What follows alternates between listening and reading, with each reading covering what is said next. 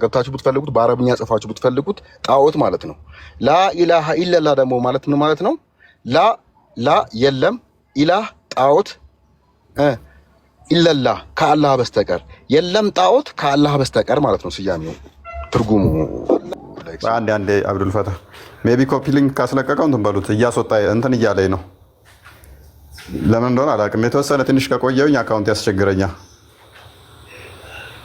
እኔስ ኢላ የሚለውን ራሱ እኮ ስላልተረዱት ነው ጣዖት ነው እያል ምን ቸገረን ታዲያ ምን አገባን ወደሚል እንትን መጡ። ኢላ የሚለው ራሱ ጣዖትን የሚያመለክት ምን መሰለህ፣ አንድ ነገር ልናገር፣ ጣዖት አንድ ነገር ልጨምር። ምንድነው መሰለህ አንድ ነገር ላይክ የሆነ ሰውም ሲያስተምር የሚያጋጭ ነገር ታርቃለህ። ሰዎች የሆነ ኮንፊውዥን ውስጥ እንዳይገቡ ያንን ስም ታርቃለህ እንጂ እንዴት ታገናኘዋለህ? አሁን ካባን የአምልኮ ቦታ የእስልምና አንዱ መሰረት ማድረግ በራሱ ማጋጨት ነው። እኛን ኮንፊውዝ ማስገባት ነው። ጨረቃን ደግሞ እንደገና ጣዖት የነበረን ጨረቃ አምጥቶ እስልምና ውስጥ ማስገባት የሆነ ችግር አለ ማለት ነው። ያልተነገረን ሚስጥር አለ ማለት ነው። ያ ባይዜ ጨረቃውን እናነሳ ነው። ቀጣይ እንሄድበታለን። ካባን ራቁታቸው የሚዞሩት ከጣዖታውያን የተወሰደ ነው። ራቁታቸው የሚዞሩት በኋላ ላይ ነው። እንደውም ማገልደም የጀመሩት ሱሪ የማይለብሱም ከስር ምንም እንትን ሳይለብሱ ራቁታቸው ፎጣ ለብሰው የሚሄዱት በኋላ የተጀመረ ነው እንጂ በፊት እንደውም ራቁት ነበር። ከላይ አሁንም ትከሻቸውን ገልጠው ራቁት ነው የሚሄዱት። በጊዜው የነበሩ ጣዖታውያን የሚያደርጉት ነበረ፣ ኮፒ ያደረጉት። 7 ጊዜ ነበር የሚዞሩት ጣዖታውያኖች። 7 ጊዜ ዞር ጀመረ መሐመድም። ጣዖታውያኖቹ ድንጋይ ይወረውሩበት ነበር፣ እነሱም ድንጋይ መወርወር ጀመሩ። ጣዖታውያኖቹ ያንን እንትን በማድረጋቸው ኃጢአታችን ይሰረያል ብለው ያምኑ ነበረ። ሙሐመድ መጣና ድንጋዩ ኃጢአታችሁን ይሸከማል አለ። ሙስሊሞቹ ከግማሽ ሚሊዮን ያልተናነሰ ከፍለው አሁን ያንን ጥቁር ድንጋይ ይስማሉ፣ እንትን ይላሉ። በየአመቱ እነኛ ጣዖታውያኖቹ ያደርጉት ነበረ። የተሻለ ድንጋይ ሲያገኙ የበፊቱን ድንጋይ እየቀየሩ ይጠቀሙ ነበረ። ሙሐመድ ግን ከነሱ በተለየ ሁኔታ ምን አደረገ? አንዱን ጥቁር ድንጋይ መረጠና ሌሎቹን ድንጋዮች ሰባበረ። ይሄንኛው ብቻ ነው ከሰማይ የወረደው አለ። ልዩነቱ ይሄ ነው። ቅድም ምን ብሎ ነበረ አብዱል ፈተና? ለማቀራረብ የተጠቀመው ይመስለኛል የተጠቀመው ነው አለ። አዎ ለማቀራረብ እንደተጠቀመው በምን እንረዳለን? ለምሳሌ ይህንን ሲዞሩ ራቁት መዞርን አቡበከር ጠይቆ ነበረ። አሁን እኮ ጣዖታውያኖቹን አሸንፈናቸዋል፣ የበላይ ሱስ እንትን ስላሉን ነው የእነሱን እያመሳሰልን የነበረው ብሎ ይጠይቃል። እያንዳንዱ የሚተገብሩትን ወለ ጣዖታውያኖቹ ወደ እስልምና ሲመጡ እንዴ በፊት ጣዖት ሆነን የምናደርገውን አሁን መልሰን ለምን እናደርጋለን ብለው ሲጠይቁት ነው አላህ ፈቅዶታል ቀጥሉበት አላቸው። ልጆቹን አንስቶ ነበረ። ልጆቹን ከአላህ ጋር በጊዜው የነበሩት አብደላን በሉት ሌሎቹ መዛ የነበሩት ዋናቸው ጣዖት አላህ የሚባለውን ጣዖት ያመልካሉ። ከስሩ ደግሞ ሌሎች ድንጋዮች አድርገው ያመልካሉ። እነኛ ድንጋዮች ደግሞ ልጆች ብለው ያመልኳቸዋል። ቀመር ወይንም ጨረቃ የጨረቃ አምላክ አለ፣ ፀሐይ የፀሐዩ አምላክ አለች። የፀሐዩ አምላክ ሴት ነች፣ የጨረቃው አምላክ ደግሞ ወንድ ነው። ሁለቱ ተዋልደው ሁለቱ ተጋብተው ጨረቃውና ፀሐይ ተጋብተው ልጆች ወልደዋል ብለው ነው የሚያምኑት። አላት መናትና ሉዛ የሚባሉትን ሙሐመድ የሆነ ቀን ላይ አሰበና በፊት ልጆች የሉትም ብሎ ከካደና እነኚህ ወሰደባቸው። ስለዚህ ቅድም ልክ 7 ጊዜ መዞርን ከነሱ እንደወሰደ፣ ራቁት መሄድን ከነሱ እንደወሰደ፣ ድንጋይ መወርወርን ከነሱ እንደወደ፣ ከሳፋና መርዋ መሄድን ከነሱ እንደወሰደ ሁሉ አሁን እነኚህን ልጆች የላቸውም ሲል ተጣሉ። እንደገና ደግሞ እነሱ የሚቀርብበትንና እነሱ ወደሱ የሚያመጣበትን መንገድ ፈለገ።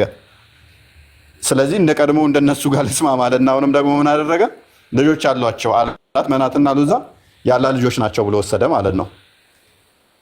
ከወሰደ በኋላ መውሰድ ብቻ አይደለም ሰግዶ አሰገደ። ይሄንን በማድረጉ ወደ ኢትዮጵያ የመጡት እንትኖቹ ስደተኞቹ ራሱ ሰምተው ሙሐመድ ከጣዖታውያኖቹ ጋር ህብረት አደረገ ተስማምተዋል ሲባል ከኢትዮጵያ ያሉት ወደዛ ሄዱ ይላል። ይሄ እኛ መጽሐፍ ሳይሆን የራሳችሁ ሂስትሪ ላይ ያለ ነው። ሙሐመድና ጣዖታውያኖቹ ተስማምተዋል። ከዛ ጣዖታውያኖቹም እኛ እኮ ተስማሙ ዲል አደረጉ። በኋላ ደግሞ መለሰና ካዳቸው። ተሳስቼ ነው ጅብሪል መጥቶ ተሳስተሃል ብሎኛል፣ አላህ ልጅ የለውም ብሎ እንደገና ካዳቸው። ኃይል ሲያገኝ ማለት ነው። ኦኬ ቀደም አብዱ እንኳን ያልኩትን ደህና መጣህ። ሰምተኛል። ቀደም ያልኩትን ሰምተኛል። ስላሴ በሚል እኮ ሴጣን ነግሯቸዋል። ልክ እንደ ቁርአንን እንደ ጅብሪል ማለት ነው ነግሯቸው እኮ አስገብቶት ነበር። ያንን ሱራ ሰረዙት። አላህ የጂኒ ሱራ አወረደ። ያንንም ያወረደው ከዛ በኋላ ነው። ነብያችንም ይቅርታ ጠየቁ ለአላህ ማለት ነው። ምንም እሱን ቆይ ቆይ ድምፅ ይረብሻል፣ ድምፅ ይረብሻል።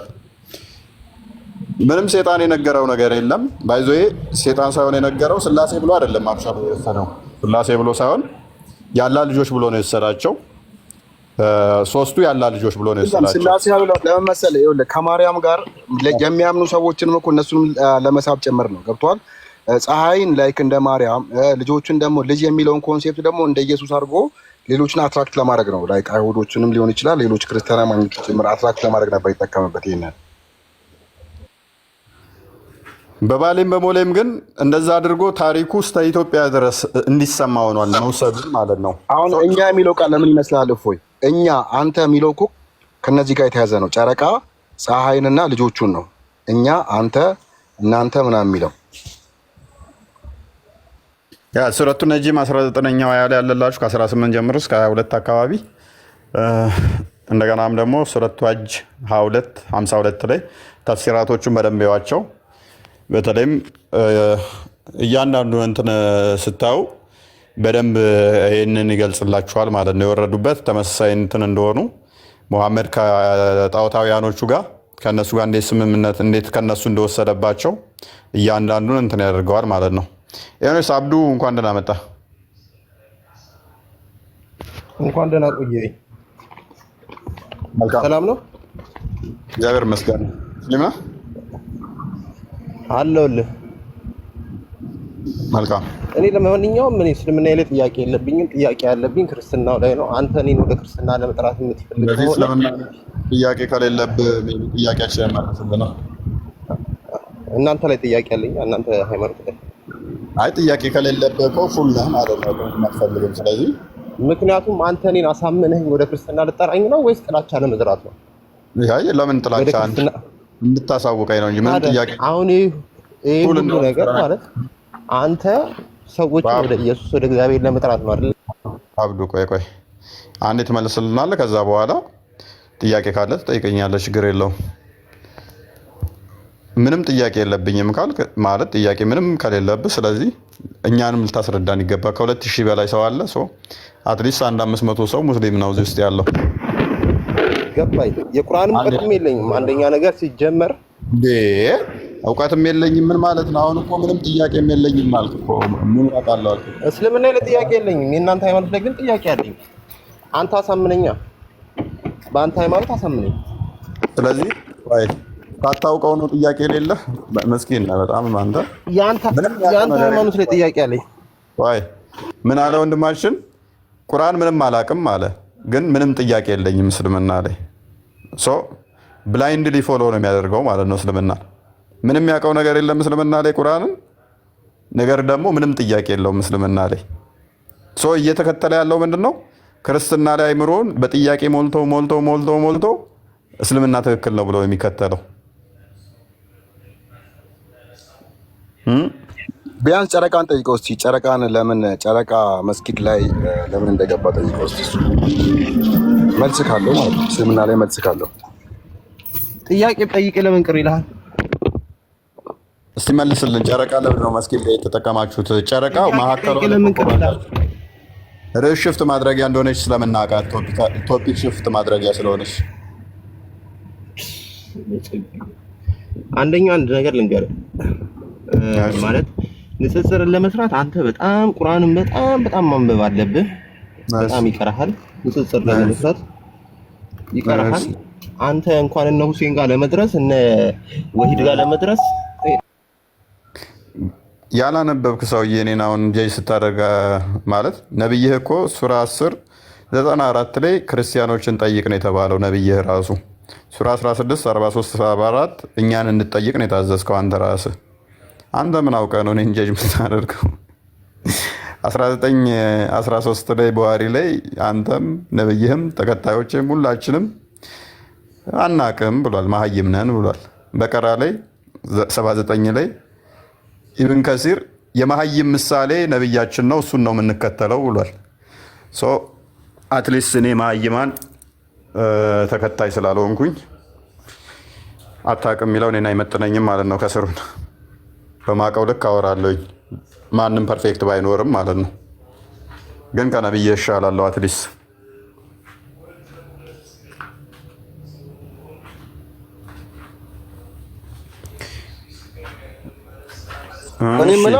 እኔ የምለው እፎይ ክርስቲያኖች ሰው ክርስቲያን ከሆነ በኋላ ገንዘብ አዋጣችሁ ውጭ ሀገር ትልካላችሁ እንዴ? ገንዘብ ፍለጋ ነው አብዱ ምናምን ሙስሊሙ ምንድን ነው የሚሉኝ? ሌባ እናት ልጇን ምን አትልም ነው የሚባለው? አታምንም። ያ እንደነሱ ሁሉም ድራማ የሚሰራ ይመስሏቸዋል። ብትድን ለራስ ነው፣ ባድኝ ለራስሽ ነው፣ ብትቃጠይ ለራስ ነው፣ ብታውቅ ለራስሽ ነው። ምን አገባን እኛ? ድራማ እኛ እናንተን አይደለንም በላቸው። ክርስቲያኖች ሙስሊሞችን አይደሉም ገንዘብ ከፍለው ወይንም ደግሞ ድራማ አሰርተው አጭበርብረው ባይዜ ክርስቶስን ነው የምታመልኩት ብለው ወላ ሻዳም ለማስያዝ እንትን የሚሉ አሉ። አልካዳችሁትም እኮ ክርስቶስን አምላክ ነው እዚህም ጌታ ነው ብለው እነዚህ ዋሽተው ተሰቅሏል። አዎ ተሰቅሏል ብዬ ነው ማምነው። ችግር የለውም ተሰቅሏል ብለህ እያመንክ ሙስሊም መሆን ትችላለህ ብለው እንትን ይሏቸዋል ማለት ነው። በዚህ መጠን ይዋሻሉ። ነቢያችን ሰለላሁ ዐለይሂ ወሰለም እንትን እንዳስገቡት እኮ ነው፣ ጣዖቶችን ላይ ኢንክሉድ እንዳደረጉት ነው። በጨረቃ እንትን አካተው እስልምና ውስጥ እንዲገቡ እንዳደረጉት ሁሉ አሁንም ቢሆን ክርስቲያኖች ሲጠሯቸው ኑ ጂሰስ እኮ ምንድን ነው ኢየሱስ እኛ ውስጥ አለ ኑ ግቡ ይሏቸዋል። ያ ለዚህ እኮ የሚለጠፉት እና ስቅለቱን እያመንክ ሙስሊም መሆን ትችላለህ ይላሉ። ያ ማለት እኮ ከአላህ ጋር ተቃራኒ የሆነ ሙስሊም መሆን ትችላለህ። በዚህ መጠን ይዋሻሉ ሰዎቹ፣ በዚህ መጠን ድራማ ይሰራሉ። ገንዘብ አዋጣችሁ ወደ ውጭ የምትልኩት እናንተ ናችሁ። እንደምንም በዛም በዚህም ብላችሁ ሴቷን እንደምንም አጭበርብራችሁ ዘገምተኛ ሴት ካገኛችሁ በወንድ በዛም በዚህም ብላችሁ ትጻጻፋላችሁ። ራቁት ፎቶ እንደምንም ትይዛላችሁ። ከዛ በኋላ የምታሰድቡት እናንተ ናችሁ። ቻሌንጅ አድርጉን እስቲ፣ ቻሌንጅ ሚ አንድ እስልምና ላይ የሚሰራ ወንድ የክርስትና እንደዚህ አይነት ቆሻሻ ድራማ የሰራ አታመጡ። የእናንተም ማውጣት እንችላለን እኛ ደግሞም በኮንፊደንስ ከዚህ በፊትም አውጥተንባችሁ ኡስታዛችሁን አሁን የጠራውን ኡስታዝ ለ2 ወር ያህል ከሚዲያ እንዲጠፋ አድርገንበዋል። ድራማውን ሪከርዱን ይዤበት አታስታውሱም? እንደ ገንዘብ ከፍሎ ሌሎቹም ላይ በገንዘብ ሊሰራ ሲል እንዴት እንዳከሸፍኩበት አታውቁም?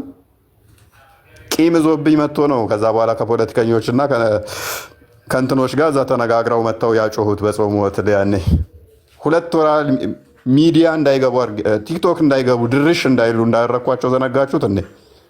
አሁንም ሪከርዶቻቸው አሉን። እንኳን እዚህ ቲክቶክ ላይ የተጻጻፉትን ከትልልቅ ኡስታዞቻችሁ ትልልቅ መሪዎቻችሁ ጋር ያወሩት ሪከርዶቻችሁ አለን። ምን እንዳሰቡ ምን እንዳቀዱ 2 ሪከርዶች በቀላሉ እንዳወጣውባችሁ ዘነጋችሁት እንዴ? አውጡ እስቲ እኔ ላይ እንደዛ አችሉ። ልክስክስ ወራዳ አይደለንም እኛ። ስለ እውነትና ለእውነት ለክርስቶስ ብቻ ነው የምንሰራው። አውጡ፣ ቻሌንጅ ሚ። ስለዚህ ሱራ 960 ላይ ነብያችሁ 100 ግመል ሰጥቶ ወደ እስልምና የሚመጡትን ወደ እስልምና ሰዎች እንዲመጡ 100 ግመል ይሰጥ ነበረ። እንዴ ለኛ ሳሰጠና ያ ነብዩ ለምንድን ነው ለነሱ የምትሰጠው ሲሉት፣ እንዴ እኛ እኮ ዘርፈን ነው ይሄንን ለነሱ ስንሰጣቸው ግን እስልምናን ይቀበላሉ። ከዛ በኋላ ሌላ ጊዜ አብረን እንዘርፋለን። ወደኛ ህብረት ከገቡ በኋላ ጦርነትም ስንሄድ ውሽዝ አጋር ይሆናሉ ነው። እኛ እንደዛ አይነት ቆሻሻ ስራ እንሰራ። ምክንያቱም እኛ የክርስቶስ ተከታይ ነንና። አብዱ ያውቀዋል። አዋክበን ሰውን እንትን አንልም። ሰው አምኖ ተምሮ ተምሮ ተምሮ ተምሮ አውቆ ወደ ክርስትና የሚመጣው ወደ ክርስትና ሲመጣ እንኳን አደባባይ ላናመጣው በውስጥ አምኖ ተምሮ ጨርሶ ተጠምቆ እዛው ይገላገላል ማለት ነው። ወው ምናምን ብለን እዚህ አደባባይ ላይ እንዳንተ ጣት እንደምናስቀስረው አይደለንም እኛ። ምክንያቱም ለድራማ የድራማ ሰዎች ስላልሆን ያው አብዱ ያውቀዋል። ውስጡ ያውቀዋል። አብዱ ኢንቫይት እናደርጋለን ሰዎች እውነት እንዲያውቁ እንዲማሩ። መመርመር የነሱ ድርሻ ነው። የምናውቀውን ለማሳወቅ እንጥራለን። ይህንን ጥቅማ ጥቅም እንሰጣለን፣ ይህንን እናደርግልሃለን። አባቴ እኔ ራሱ ፈልጋለሁ ያንን ጥቅማ ጥቅም። ለምንድን ነው ለአንተ ምሰጥህ?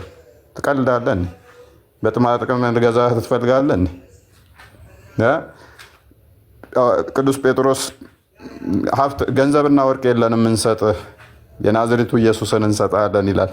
አይ ቲንክ ሐዋርያት ሥራ ምዕራፍ 4 ላይ ሰው የምንሰጣችሁ ምንድነው? ክርስቶስን ነው፣ ብር አይደለም እኛ የምንሰጣችሁ። እና እንደዛ ነው። ሜቢ ጥያቄ እኔ መናገር የምፈልገው እኔ አየር መንገድ ነው የምሰራው። ውጭ ሀገር ለመሄድ ችግር የለብኝም፣ ውጭ ሀገር ላይ ሄዱ ለመቅረት እና በዚሁ እንድነግርልኝ ከክርስቲያኖች ላይ ውጭ ሀገር እንዲልኩኝ የምጠብቀው ነገር የለም፣ በእጅ አለ።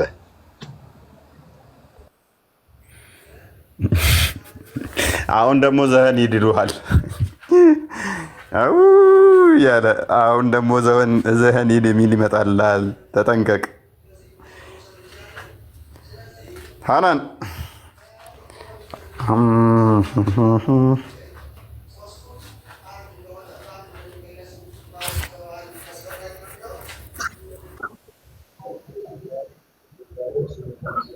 ኢስላም ነው ህይወቴ። ቅድም ገብተህ ነበር አይ ቲንክ።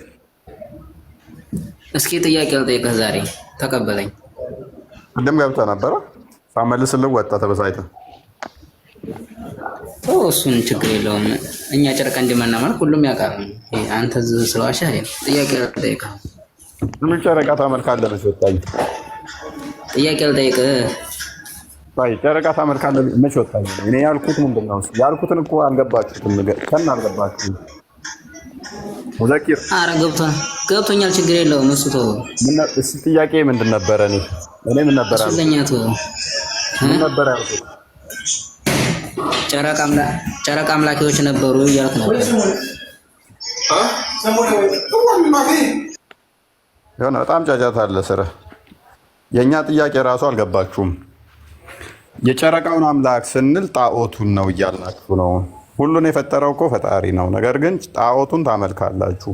ምክንያቱም አላህ የሚለው ራሱ የመጣው ከዛ ነው የሚል ነበር ክሌማችን። ከዛ አልመጣም። እሱን ተወውና ከዛ ምን አስቀመጥን? ይህን ምልክት የተወሰደው ከዛ ነው። ጣዖታውያኖቹ እንደዚህ አድርገው ይጠቀሙ ነበረ። ይህ ምልክት ለምን ማመሳሰል አስፈለጋችሁ የሚል ጥያቄ ጠየቀ ማለት ነው። እሱ እኮ ጨረቃንም የሚያመልኩ አሉ፣ ሰውንም የሚያመልክ አለ፣ እንስሳትንም የሚያመልክ አለ። እሱን ተወው። እኛ ሁሉንም የፈጠረውን አምላክ ነው የምናመልከው። መቼ ነው የተጀመረው ጨረቃን አምልኮ? ጨረቃንም ዓለምን የፈጠረውን አምላክ ነው እኛ የምናመልከው። እሱ የታወቀ ነው። አሁን ጥያቄ ልጠይቅህ። ያ ረብ ያደከምከኝ። በቃ እኔ እጠይቅህ። በቃ ዛሬ ተጠየቅ። ምን ችግር አለው? ምንድን ነው የምትጠይቀኝ? ጥያቄ ነው። ምንድን ነው እሱ? እሺ ስለፈቀድክልኝ አመሰግናለሁኝ።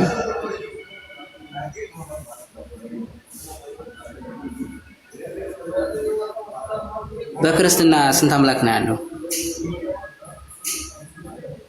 እስማ እስራኤል ያህዌ ኤሎሄኑ ያህዌ ኢኻድ፣ አምላካችን እግዚአብሔር አንድ ነው። አንድ አምላክ። አንድ አምላክ። እሱ ስሙ ማን ነው?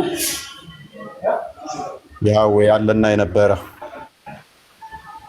ያህዌ። እፎ ጨረቃን ለምን እንደምንጠቀም ሳይናገር ነው እንዴ ወደዛ ሄደው? ቆይ አብዱ ፈታ ይዟ አትፍራ። ምን አስፈራ? አንተ ሙስሊም ነኝ እያልክ እየዋሸህ ነበር። ምን ያደርግልሃል ውሸት? ኧረ አይደለሁም፣ ይቅርብኝ። አይደለሁም እኮ አትዋሽ። እንደው ሁልጊዜ ውሸት ይሄ ይሰለቻል። ኢስላም አንድ ጥያቄ ይጠይቃል። ስለዚህ ጥያቄን ጨርሰሃል። እኛ ብናሰልመን በአደባባይ ነው። እናንተ ውሸታችሁ ውሸት መሆን ፕሊዝ። አዎ በእንትናን ኢብራሂምን ሳዳ ታደርጓታላችሁ። አሁን እንደተጠየቁ አንድ ጥያቄ አልከን፣ አንድ ጥያቄ ጠየቅክ። በቃ አምላካችሁ ስንት ነው አልከን። አምላካችን አንድ ነው። እግዚአብሔር አምላካችን አንድ። አንድ አይደለም። አትዋሽ። ለምን ትዋሻለህ? ሶስት ብላችሁ ነው ወይ ማን ያለ ሶስት አምላክ የሚለስ ማስረጃ ክፈት። ያው ከፍል አድርጋ አንድ አምላክ በሶስት አካል አንድ አምላክ ነው የምታመልኩት። ይሄ አይደል? አንተ ጠየቀኝ ስንት አምላክ ብለህ ነው የጠየቀኝ? ነገርኩህ እኮ እምነትህን። አምላካችሁ ስንት አምላክ ነው አልከኝ? አንድ አምላክ ነው ብዬ መለስኩ። ራሱ መልሶ አንድ አምላክ እያለ ነው። ያ ራሱ ኢየሱስ አምላክ ነው አይደለም? አብዱል ፈታህ እያረመህ ነው። ሙስሊሙ እንኳን እያረመህ ነው ወንድምህ። ቅድም ምን አልከኝ? ኢየሱስ አምላክ ነው ወይስ አይደለም? መልስ። አይ ስንቱን አስተምረን እንችላለን ትላለህ። ራስህ አንድ አምላክ አላልክም እንዴ? አንድ አምላክ ሶስት አካል ብለሃል እኮ ራስህ። ወጣ እንዴ አለ ከሰረ ኢየሱስ አምላክ ነው አይደለም? ኢየሱስ መልስልኝ። አይዞህ ምን ችግር አለ? እምነት ኢስላም ያለ ማይክን አንዴ ኦፍ አድርገው። አንዴስ ኦፍ አድርገው፣ ሚውት አድርገው። ኢየሱስ አምላክ ነው ወይስ አይደለም? እኮ ሚውት አድርገው። አንዴ ሚውት አድርገው። ትመልስልኛለህ እኮ ሚውት አድርገው እና አዳምጣ። ያ ጎበዝ። ስለዚህ አንድ ጥያቄ አልከን፣ አምላካችሁ ስንት ነው አልከኝ። አምላካችን እግዚአብሔር አንድ ነው ብለን መለስንልህ። አይ ቲንክ ዘዳግም ምዕራፍ 6:4 አካባቢ ላይ ያለ ጥቅስ ማለት ነው። ኦኬ እናንተ ታዲያ አምላካችን አንድ አምላክ በሶስት አካል ብላችሁ ታመልኩ የለ እንዴ አልክ፣ መለስክና ቅድምም ብለህ ጠየቅ። አምላካችሁ ሶስት ነው ዋሽታል አልከኝ። አይ አምላካችን አንድ ነው፣ አንድ እግዚአብሔር ነው የምናመልከው አልኩ። አይ አንድ አምላክ በሶስት አካል ብላችሁ ታመልካላችሁ ካልክ በኋላ ደግሞ ጨረስ። የኛ አስተምሮ እሱ ነው። መልሰህ ሶስት አምላክ ነው የምታመልኩት እንዳትል። ራስ ምን አልክ? አምላካችሁ አንድ አምላክ በሶስት አካል ነው ብለህ ስለነገርከን ማለት ነው።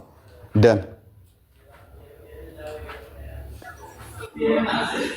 አብ አለ፣ መንፈስ ቅዱስ አለ፣ ወልድ አለ። እነዚህ ሶስቱ አይደሉ? እሺ ምን ይሁን? አብ፣ መንፈስ ቅዱስ፣ ወልድ። እሺ እነዚህ በአንድ ተደምረው አንድ አምላክ ተደምረው ሚል ከዛ መጣ።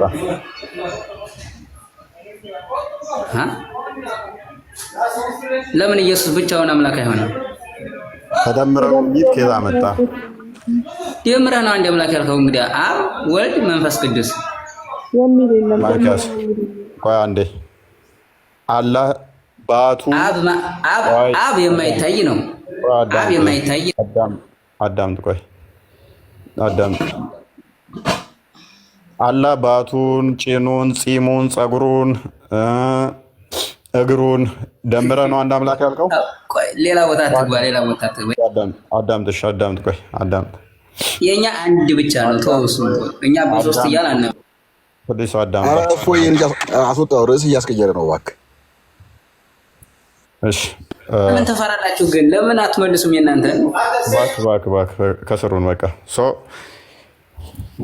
ግልጽ ለማድረግ ያህል እኛ አንድ አምላክ ብለን እናመልካለን። አንድ አምላክ በሶስት አካል ብለን ስናመልክ አብ፣ ወልድ፣ መንፈስ ቅዱስ እያልን ነው። መንፈስ ቅዱስ ስንል እስትንፋሰ እግዚአብሔር እያልን ነው። እስትንፋሰ እግዚአብሔርም ምን ሕያው የሚሆንበትን መንፈስ ቅዱስ ብለን እንጠራለን። ቃሉን ደግሞ እግዚአብሔር ቃል አለውና ቃሉ ያ የእግዚአብሔርን ቃል ልጁ ብለን እንጠራለን፣ ወይንም ወልድ ብለን እንጠራለን። አንተ የአላህን ቃል ቁርአን ብለህ ትጠራለህ፣ ከለም አላህ ብለህ ትጠራዋለህ። ሱራ 9:6 ላይ ያ ቁርአን ደግሞ ፍጡር አይደለም ብለህ ታምናለህ። ቁርአን አላህ አይደለም ብለህ ታምናለህ። አላህም ፍጡር አይደለም ብለህ ታምናለህ። ቁርአንም ፍጡር አይደለም ብለህ ታምናለህ። ስንት አለ ማለት ነው? ሁለት አለ፣ ቁርአንና አላህ። ቁርአን ምንድነው? የአላህ ቃል ነው። የአላህ ቃል ደግሞ ከሲፋቱ አንዱ ነው ብለህ አላስማው ሲፋት ውስጥ ከተዋለህ። ሰው እኛ ግን ምን እናምናለን? ክርስቶስ በስጋ ከመገለጡ በፊት ቃል ነበር። ያ ቃል ደግሞ የአብ ልጅ ነው ብለን እናምናለን። ምን አይነት ልጅነት? የባህሪ ልጅ። ዕብራውያን ምዕራፍ 1:2 ላይ እንደሚናገረው ማለት ነው። የባህሪ ልጁ የጸጋ ሳይሆን የባህሪ ልጅ ነው። ከእርሱ የሚገኝ ስለሆነ ልጅ ብለን እንጠራዋለን። ነገር ግን ከአላህ የሚወጣ ሆነ ምን አለ? መንፈሱ አለ። ያ መንፈሱ ምን ብለህ ትጠራዋለህ? ሩህ ቅዱስ መንፈስ ቅዱስ ብላችሁ ቅዱሱ መንፈስ ብለህ ትጠራለህ። ከአላህ የሚወጣው መንፈስ ፍጡር ነው? ያ መንፈሱ ፍጡር ነው? ቃሉ ፍጡር አይደለም ብለሃል። ስለዚህ አትሊስት ስንት አለ አንተ ጋር? 3 ነገሮች አሉ። ተውሂድን በስንት ትከፍለዋለህ? በ3 ትከፍለዋለህ። ተውሂድ አልአስማኡል ሲፋት፣ ተውሂድ አልሩቡቢያ፣ ተውሂድ አልኡሉሂያ ብለህ ትከፍላለህ። ተውሂድ አልአስማኡል ሲፋት ውስጥ ደግሞ ማአን ነገሮችን ወደ አንድ ታመጣለህ። አንድ የሚባል ነገር አንተ ውስጥም የለም። ምንድነው? ወደ አንድ ማምጣት ነው ተውሂድ በራሱ ማለት ነው። ስለ ምንና ምንን ነው ደምረህ አንድ ያደረግከው? እኛ ጋር የሚደመር ነገር የለም። እናንተ ጋር ነው ተውሂድ አልአስማኡል ሲፋት ላይ በተለይም ስትመጣ ወደ አንድ ማምጣት ዩኒፊኬሽን፣ ኮንሶሊዴሽን ምናምን የሚሉ ነገሮች ያሉት አንተ ጋር ነው። ዩኒፋይ ማድረግ ወደ አንድ መደመር የሚሉት አንተ ጋር ነው ያሉት። እኛ ጋር ስለመደመር ስለመቀነስ አይወራም ማለት ነው። ሜቢ ወደ ቶፒካችን ባክ እናደርግ። የተወሰነ ማማ ያለሽ ማማይ አላወራሽም። ሀሎ ቀጥሉ። እሺ እውነት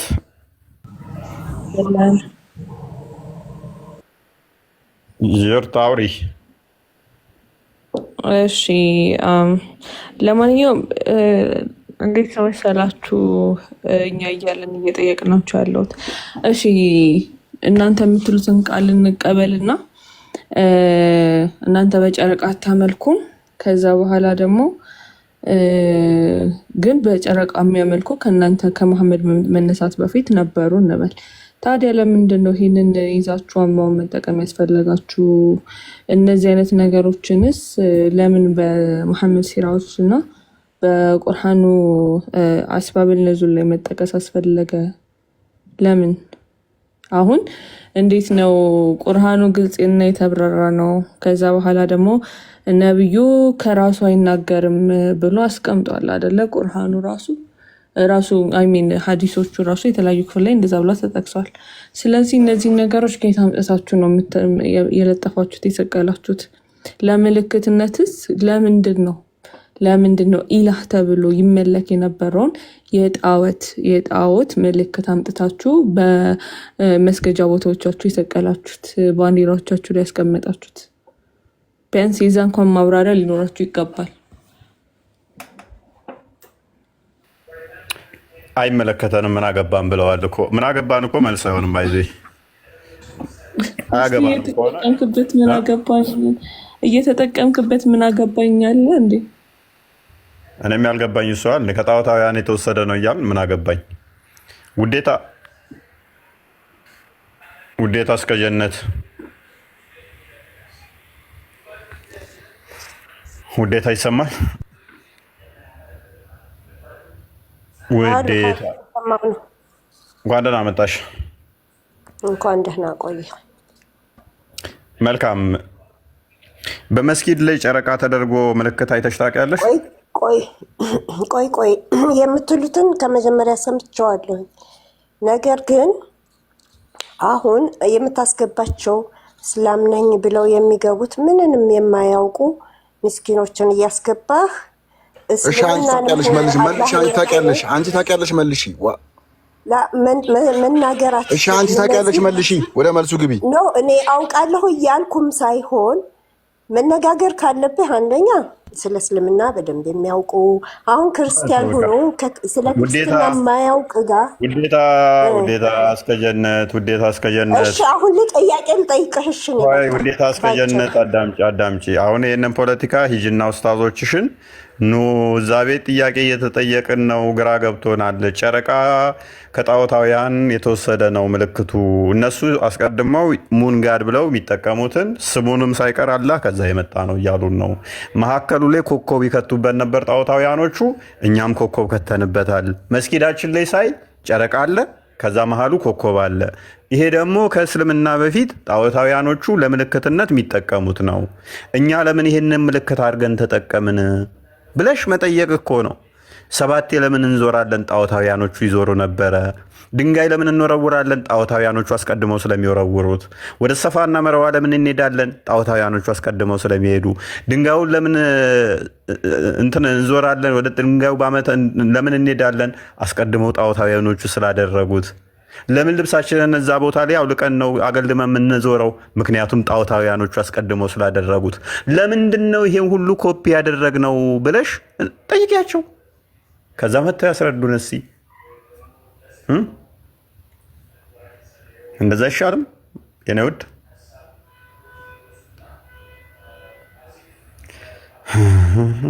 ሰማኝ ነው አይደል? ቅድም ስትጠይቅ የነበረው የእናንተ አላህ እያልክ ስትናገር የነበረ ነበር። አንተ ቆይ ኢየሱስን አምላኬ ነው አምላክ ነው ብለህ አይደል እንዴ? ቆይ አንተ የተቀበልከው ኢየሱስ ደግሞ በዮሐንስ ወንጌል 5:30 ላይ በቃ እኔ ከራሴ አንዳችም አላደርግም አለህ እኮ። በቃ ባጭር ቃል እስኪ አሳያቸው ለዚህ ለሚከተሉ አለ እንዴ እንደዛ እስከዛሬ ምን ወይ ያለው ምን ጂነስ ናት አንተ መጽሐፍ ጂነስ እኮ ነው የሚናገረው። መጽሐፍ ነው የሚናገረው። ስለዚህ አንተ በጣም እናመሰግናለን። አይናችንን የከፈትሽው አሁን አንዴ ማይክሽን ያዥ መልስ ከሌለሽ እና ይመልስልሽ። ይበቃል ይበቃል። ለምን ሰው ሲነግራችሁ እናንተ ወይም ታድርግ ትላላችሁ ወይም ታስወዳላችሁ። እናንተ የፈለጋችሁትን መናገር እንችላለን ብላችሁ ራስህን ፖስት ስለሆን ትችላለህ አይደል? ውዴታ እሺ፣ ጥያቄሽ ይሄ ነው። እሺ አሁን እኔ ይሄንን አብራራልኝ። አሁን እኔ ስለ ክርስትና ልጠይቅህ። በቃ እሺ፣ በቃ ጨረሽ። አንዴ ክፈችልን እንትና ክፍሉን አንብበሽው ነው ግን የሰጡሽን አጤር ራሷን ጥቅስ ብቻ ነው ያነበብሽው። ለምንድን ነው ጥቅስ አነባለሁ? ዮሐንስ ወንጌል 5:30 ላይ ስለ ራሴ ከራሴ አንዳችም ነገር አላደርግም ይላል። ውዴታ ክፍሉን ሙሉ አንብበሽው እንጂ ወይ ክፍሉን ሙሉ አንብቤዋለሁ። ለዚህ እኔ ሸልምሻለሁ ወንጌል ፕሊዝ መልሱንም ልትነግሪኝ ነው እንደ ጥያቄ ጠይቀሽ? አንቺ እኮ ጠያቂ ነሽ እንጂ መልስ ታደርጊያለሽ።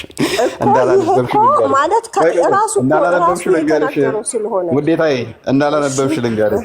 ከቁጥር 1 እስከ 17 ስለምንድን ነው የሚያወራው?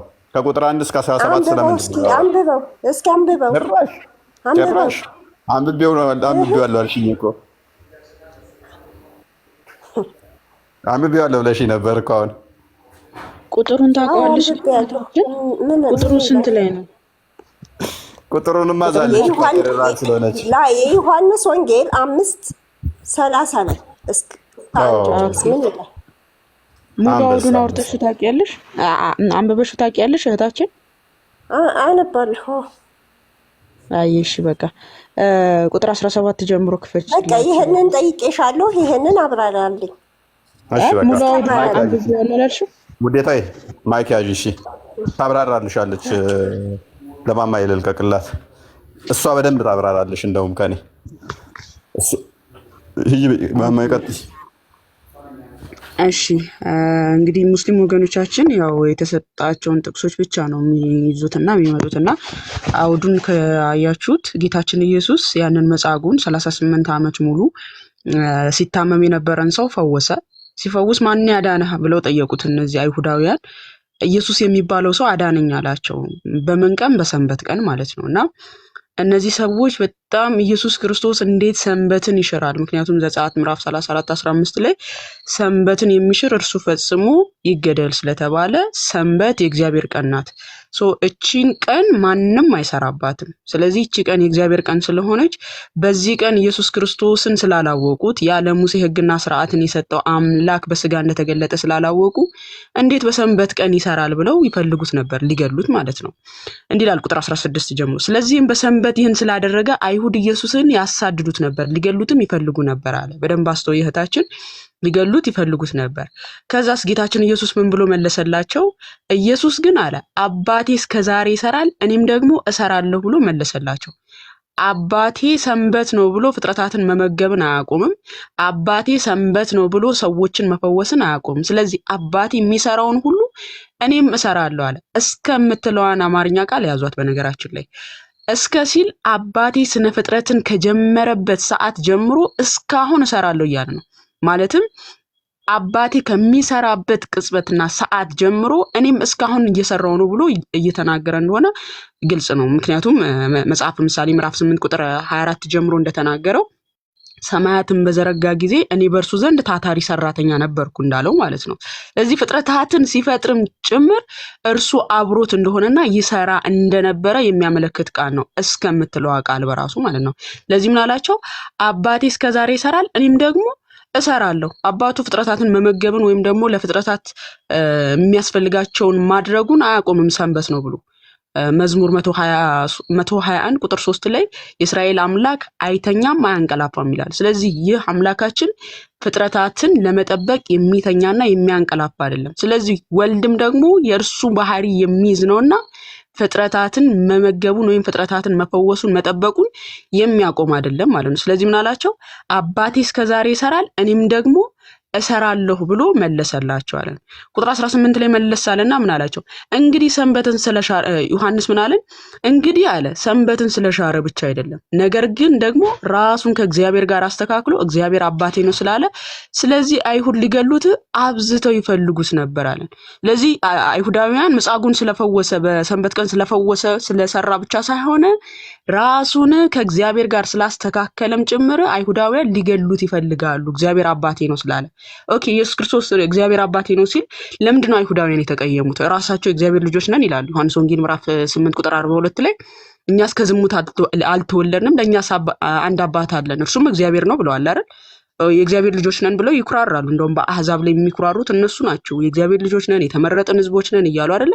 ካዲያ ለምንድነው ኢየሱስ ክርስቶስ እኔ እግዚአብሔር ነኝ ሲላቸው የተናደዱ ስንል ኢየሱስ ክርስቶስ የእግዚአብሔር ልጅ ነኝ ብሎ ሲናገር ከአብ ጋር በስልጣን የምተካከል ነኝ፣ ኦኬ በስራ ሁሉ እኩል ነኝ እያለ እንደሆነ ግልጽ ነው። ምክንያቱም እርሱ የሚሰራውን ሁሉ ሰራለሁ እያለ እየተናገረ ስለሆነ ማለት ነው። ስለዚህ የኢየሱስ ክርስቶስ ልጅነት ምንድነው? የባህሪ ልጅነት ነው።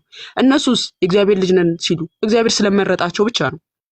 ኦኬ እግዚአብሔር የመረጣቸውና ተቀድሰዋል ተብሎ ስለተነገረላቸው ማለት ነው። ስለዚህ ከዛ አንፃር እንጂ በባህሪ ከእግዚአብሔር ጋር ስለሚተካከሉ አይደለም። ስለዚህ ሰንበትን ስለሻረ ብቻ አይደለም፣ ነገር ግን አለ እግዚአብሔር አባቴ ነው ብሎ ራሱን ከእግዚአብሔር ጋር ስላስተካከለ አይሁድ ሊገሉት ይፈልጉ ነበር አለ ዮሐንስ ሲነግረን ማለት ነው።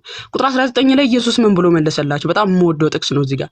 ስለዚህ አለ ኢየሱስም መለሰ እንዲህ አላቸው፣ እውነት እውነት እላችኋለሁ አብ ሲያደርግ ያየውን ነው እንጂ አለ ወልድ ከራሱ ሊያደርግ ምንም አይችልም። ያ የሚያደርገውን ሁሉ ወልድ ደግሞ እንዲሁ የሚያደርገውን ሁሉ ይህን እንዲሁ ያደርጋልን። እኔ ከራሴ ከአብ የተለየ ምንም ማድረግ አልችልም።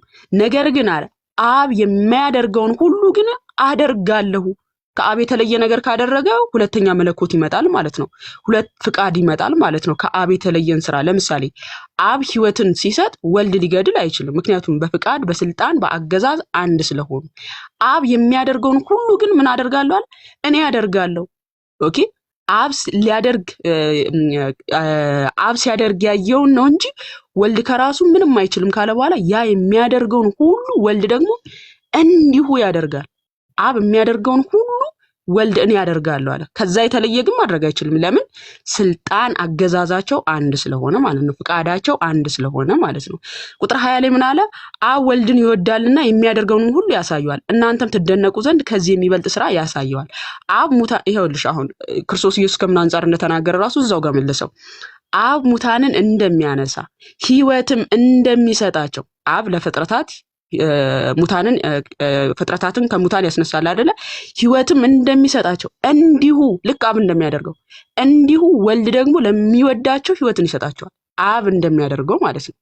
አብ ፍጥረታትን ከሙታን እንደሚያስነሳ እንዲሁም ደግሞ ህይወትን እንደሚሰጠው እንዲሁ ተመሳሳይ ምን ያደርጋል? ወልድም እንደዛው ሙታንን ያስነሳል፣ ህይወት ይሰጣል። አብ ህይወትን ሲሰጥ ወልድ ሊገድል አይችልም። ተመሳሳይ እንዲሁ የሚለው ቃል ተመሳሳይ ነገር እንደሚሰሩ በስልጣናቸው መተካከላቸው አንድ አይነት ነገር እንደሚሰሩ ያሳያል ማለት ነው። ቁጥር 22 ላይ ምን አለ? ሰዎች ሁሉ አብን እንደሚያከብሩ ወልድን ያከብሩ ዘንድ ፍርድን ሁሉ ለወልድ ሰጠው እንጂ አብ በአንድ ሰው እንኳን አይፈርድም። ወልድን የማያከብር የላከውን አብን አያከብርም። ይህን ቃል በደንብ አስተውሉ።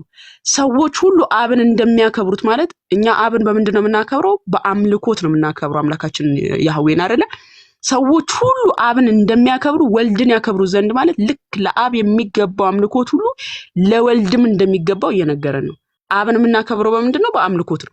እንዲሁ ብሎ ደግሞ ተመሳሳይ ወልድን ያከብሩ ዘንድ ፍርድን ሁሉ ለወልድ ሰጠው ካለ በኋላ እንጂ አብ በአንድ ሰው እንኳን አይፈርድም። ወልድን የማያከብር ማንን አያከብርም? የላከውን አብን አያከብርም። ስለዚህ የወልድን አምላክነት ሳንቀበል የአብን አምላክነት ልንቀበል አንችልም። በክርስቶስ ኢየሱስ የተደረገልንን ቤዛ ሳናምን አብን አባታችን ብለን አናምንም ማለት ነው። ምክንያቱም ያንን ልጅነት ራሱ ያገኘ ነው በልጁ በክርስቶስ ኢየሱስ ስለሆነ። ቁጥር 24 ላይ ምን አለ? እውነት እውነት እላችኋለሁ ቃሌን የሚሰማ የላከኝን የሚያምን የዘላለም ሕይወት አለው። እውነት እውነት እላችኋለሁ ቃሌን የሚሰማ የላከኝንም የሚያምን የዘላለም ሕይወት አለው፣ ከሞት ወደ ሕይወት ተሻገረ እንጂ ወደ ፍርድ አይመጣም። እውነት እውነት እላችኋለሁ ሙታን የእግዚአብሔርን ድምፅ የሚሰሙበት ሰዓት ይመጣል፣ እርሱም አሁን ነው፣ የሚሰሙትም በሕይወት ይኖራሉ አለ። አብ በራሱ ሕይወት እንዳለው እንዲሁ ደግሞ ለወልድ በራሱ ሕይወት እንዲኖረው ሰጥቶታልና። አሁን አብዛኛው የሙስሊም ወገኖቻችን ጥቅስ ነው፣ በጣም በቃ ባንዲራ የሆነ ጥቅስ ማለት ነው። ኢየሱስ ክርስቶስ ሕይወት ሰጥቶታል እኮ አብ ሕይወት አልነበረውም? ኖ። ከምን አንጻር ነው የተነገረው? አብ በራሱ ሕይወት እንዳለው እንዲሁ ደግሞ ለወልድ በራሱ ሕይወት እንዲኖረው ሰጥቶታል ማለት ወልድ ክርስቶስ ኢየሱስ ስጋን ተዋህዶን የመጣው ስጋን ሲዋሃድ ደግሞ ያ ስጋ ሕይወት ያልነበረው ነበር፣ ዘላለማዊ ሕይወትን የሚሰጥ አልነበረም። ቃል ለስጋ ክብር ነውና ያንን ሕይወት ያልነበረውን ስጋ ሲዋሃድ ምን አገኘ? ቃል ሕይወትን አገኘ። ስለ መለኮት አይደለም፣ ስለ ስጋ ስለተዋሃደው ስጋ ነው። መለኮትማ ዮሐንስ ወንጌል ምዕራፍ 1 ቁጥር 4 ላይ በእርሱም ሕይወት ነበረች፣ ሕይወትም የሰው ብርሃን ነበረች ተባለ። ስለማ ስለ አስቀድሞ በአብ ዘንድ ስለነበረው ስለ አካላዊ ቃል ሲነገር ምንድነው? በእርሱ ሕይወት ነበረች፣ ሕይወትም የሰው ብርሃን ነበረ። እዛው ዮሐንስ ወንጌል ምዕራፍ 1 ቁጥር 10 ላይ ምን ብሎ ይነግረናል? እርሱም በዓለም ነበረ፣ ዓለሙም በእርሱ ሆነ፣ ዓለሙም አላወቀው። እርሱ አስቀድሞ በምን ነበር? በዓለም ነበር። ዓለሙ ራሱ በማን የሆነው? በእርሱ ነው። ከዛስ ዓለሙም አላወቀውም ተብሏል። ስለዚህ ስለ ቃል ስንናገር እርሱ አስቀድሞ የነበረ ነው፣ ሕይወትን የማይሻ አስቀድሞ ሕይወት ያለው እንደሆነ መጽሐፍ ቅዱሳችን ይናገራል። ሰጥቶታል የተባለው ስለ ተዋህደው ስጋ ነው። ምክንያቱም ያ ስጋ ዘላለማዊ ሕይወት ሰጪ አልነበረምና ዘላለማዊ ሕይወት እንዲሰጥ ቃል ለስጋ ክብር ስለሆነ ሰጥቶታል ተብሎ ተነገረ። ቁጥር 25 ማማ ይቅርታ፣ አንድ ሰው እኔ የሚገርመኝ የሰይጣን መንፈስ የጠዋት መንፈስ ይዞ መጥቶ ላይክ አሁን ይሄ ሁሉ አንቺ ስትለፊ እኮ አይሰማሽም። አሁን እሷ ርዕስ እያስቀየረችን ነው። እስካሁን ያወራሽ እኮ በጣም በቂ ነው፣ ላይክ ለሚገባው ሰው ማለት ነው። ላይክ እኔ ርዕሱ ላይ ብንመለስ ይሻላል የሚል እምነት ስላለኝ ነው። ሶሪ ችግር የለውም። ከሚገባኝ እኔ ካነበበችው ሁሉ ከገባኝ ውዴታ እንዴ ትጨርስልሽና ጥቅሱ ላይ ሂጂና አንዴ ይለቅ። እስከ 30 ሊሄድላትና እሷ ያነሳቻት ፖይንት ከምን አንጻር እንደሆነ አውዱን ተመለከት ነው። ያነሳቸው ሀሳብ 19 ጋር እንደመለስኩት አእምሮ ያለው ሰው በደንብ ያስተውላል። በነገራችን ላይ ግን እሷ የፈለገችው ፖይንት ጋር ሊሄድላት ሰጥቶታል ሲባል ስለ ስጋው እንደሆነ ግልጽ ነው ማለት ነው። ቁጥር 27 ላይ የሰው ልጅም ስለሆነ ይፈርድ ዘንድ ስልጣን ሰጠው ካለ በኋላ ቁጥር 28 ላይ በመቃብር ያሉት ሁሉ ድምፁን የሚሰሙበት ሰዓት ይመጣል። መልካም ያደረጉት ለሕይወት ትንሣኤ፣ ክፉ የሚያደረጉ ለፍርድ ትንሣኤ ይወጣሉና በዚያ አታድንቁ። እኔ ከራሴ አንዳች ላደርግ አይቻለኝ። ይኸው የምትፈልጊያት ጥቅስ መጣ። እኔ ከራሴ ምን ላደርግ አልችልም? አንዳች ላደርግ አይቻለኝ። እንደሰማው ፈርዳለሁ፣ ፍርዴም ቅን ነው፣ የላከኝም ፍርድ እንጂ ፍቃዴን አልሻምና አለ። እኔ ከራሴ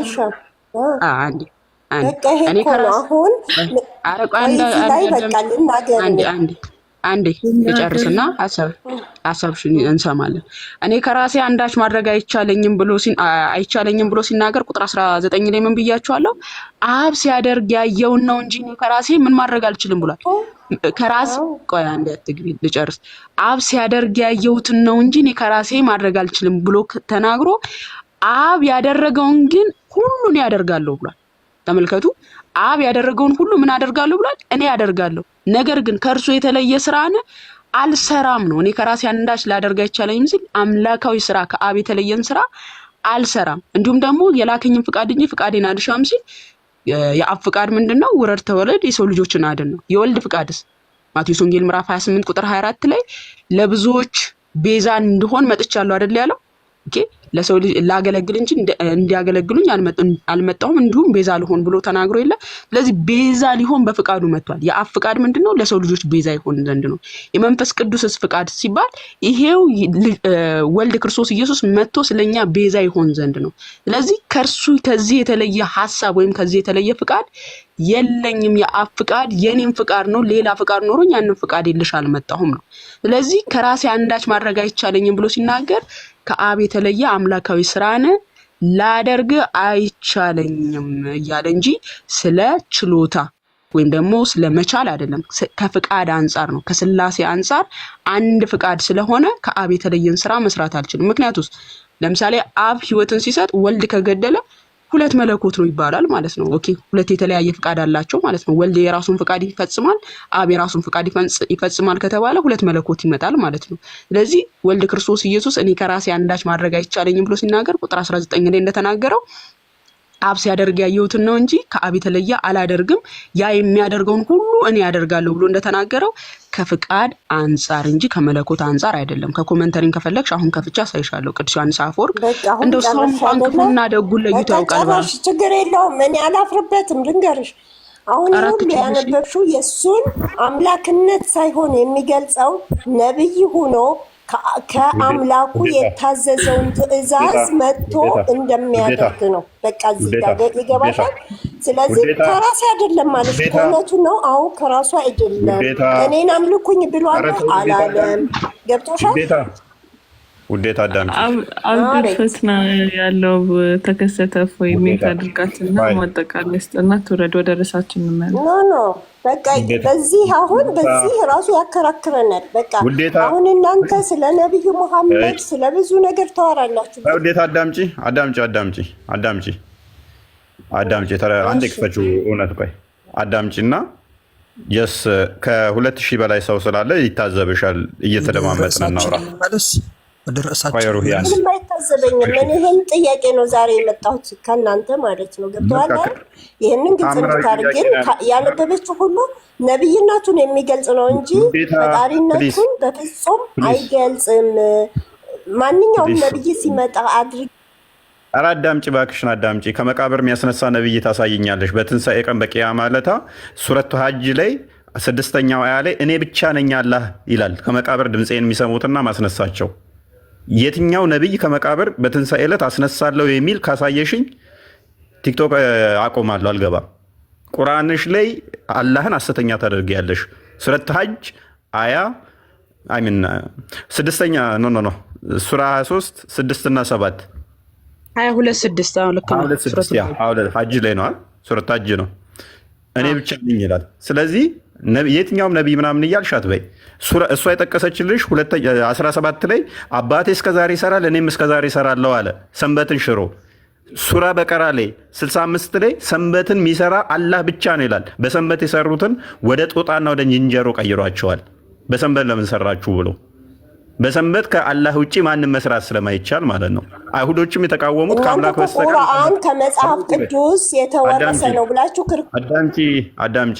በሰንበት ለምን ሰራችሁ ብሎ ወደ ዝንጀሮና ወደ ጦጣ ቀይሯቸዋል። ክርስቶስ ግን ምን አለ? በሰንበት እኔም እሰራለሁ አባቴም ይሰራል። እስከዛሬ አባቴ ይሰራል እኔም እሰራለሁ አለ። አሁን ቁጥር 30 ክፈች አንብቢ ቁጥር 30 ላይ ቁጥር 30 አንብቢ። በቃ እሱም ከራሱ አንዳችም አያደርግም አምልኩኝም አላለም። ማማ አዳምጡ ማማ ክፍሉን አንብቢውና እንጠያየቅ። ክፍሉን አንብቢው ምንድን ነው የሚለው? ክፍሉን አንብቢው እስኪ ማዘር አንብቡት። ይታይሻላ? ትልቅ ሰው ይመስለኛል ድምፅሽ። ፕሮፋይልሽ ትንሽ ወጣት መስለሽ ነው። ድምፅሽ ተለቅ ያለ ሰው ስለመሰለኝ ነው። ትልቅም አድርገኝ ትንሽም ልሁን ስለ እድሜ አይደለም ጥያቄ፣ ስለ እድሜና ስለ እኔነቴ ሳይሆን ስለማመልከው አንድ አላህና ስለ አንተ ነብይን እህቴ ሞግችን መሞገት ትችያለሽ፣ ግን ወሬ አታድርጊው። ክፍሉን አንብቢው። መሞገት መፍትሽ ነው። ነገር ግን ዝም ብለሽ እንዳጤረራ ማውራት ሳይሆን ክፍሉን አንብቢው። ከዛ በኋላ ክፍሉ ላይ ይሄ ቦታ ላይ እንደዚህ በይና ሞግችን። አሁን ክፍሉን አንብቢው። ማይክሽን አንሹ። እኔ እኮ ዕድል እየሰጠሁሽ ነው እንጂ ብዙዎቹ ሰልችቷቸዋል። ወሬ ካደረግሽው ይሰለቻል። ክፍሉን አንብቢው እስቲ።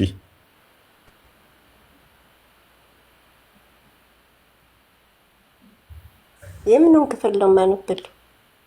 ቁጥር 30 ስለሆነ ጥያቄሽ ክፍሉን አንብቢው።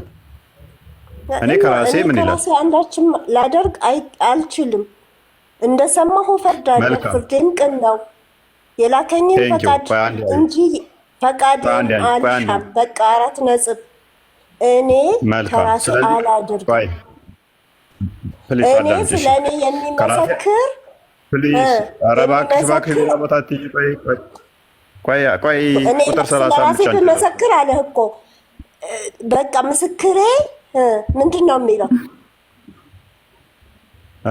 በቃ የሚመሰክርበት ከኋላ እንዳለ ነው። ገብቶሃል አይደለ? እዚህ ላይ ራስን መረዳት ይችላል። አዎ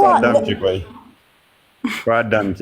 እዛ ውስጥ ደግሞ ስለ ምስክርነት ደግሞ ሄደን እንከራከር። ምክንያቱም አይሁዶች አንድ ሰው ምስክር አይቀበሉም፣ ሁለት ምስክር ነው የሚፈልጉት። እኔ ውሸተኛ ነኝ፣ እኔ ብናገር ስለ ራሴ ዋሻለሁ እያላቸው አይደለም። ስለ ራሱ ከየት እንደመጣው ስለ ራሱ ደግሞ ይነግራቸዋል። እኔ የምናገረው እውነት ነው ብሎ ይላቸዋል። ነገር ግን እነሱ በህጋቸው መሰረት ያን ሰው ኧረ እባክሽ አዳምጪ፣ እባክሽ ያለበት ምክንያት ምንድን ነው? እሱ ምስክርነቱ በህጋቸው መሰረት የአንድ ሰው ምስክርነት ስለማይቀበሉ ነው። ኤኒዌይስ አሁን እህቴ ልጠይቅሽ፣ የአባቱን ፍቃድ ነው አይደለም የሚያደርገው?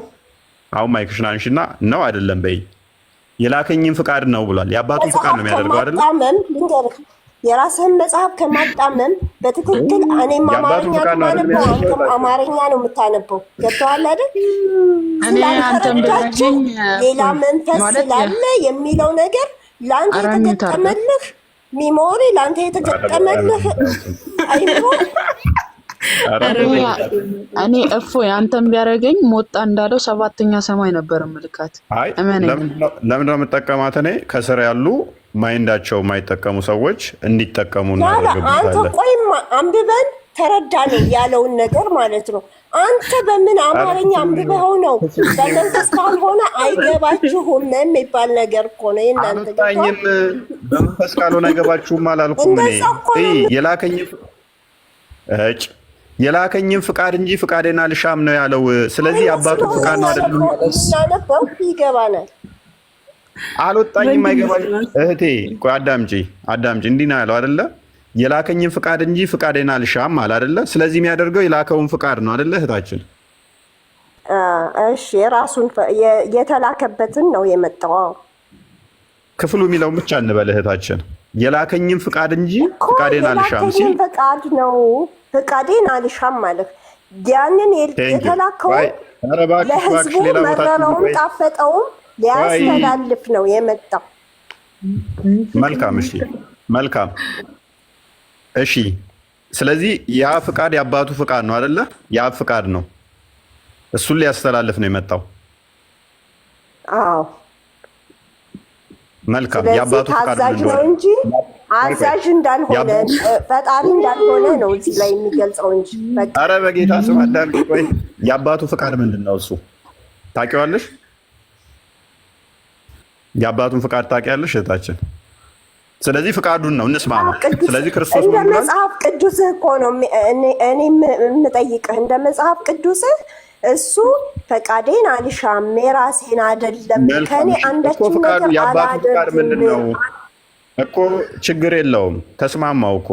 ስለዚህ ፈቃዴን አልሻም የአባቴን ፍቃድ ነው ማደርገው አለ። የአባቱ ፍቃድ ምንድን ነው?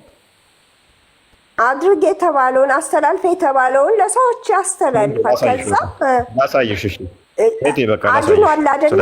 በማን ፈቃድ ነው ያዳነው? ኧረ ተይ በእናትሽ እዛ ውስጥ አትግቢ። ኧረ ተረት አታውሪ በእናትሽ። 6:40 አንዴ ክፈችልኝ። ዮሐንስ ወንጌል 6:40 የአባቱ ፍቃድ ምንድን ነው? እሱ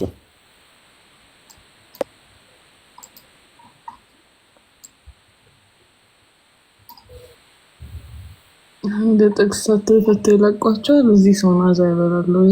አሁን ማይክሽን አንሽና የአባቱ ፍቃድ ምን እንደሆነ አንብቢ እናስረጅን እስኪ። የኔን ፍቃድ አልሻም የአባቴን ፍቃድ ነው ብሏል። የአባቱ ፍቃድ ደግሞ ምን እንደሆነ አንብቢልን። አሁን ማይኩን አንሽና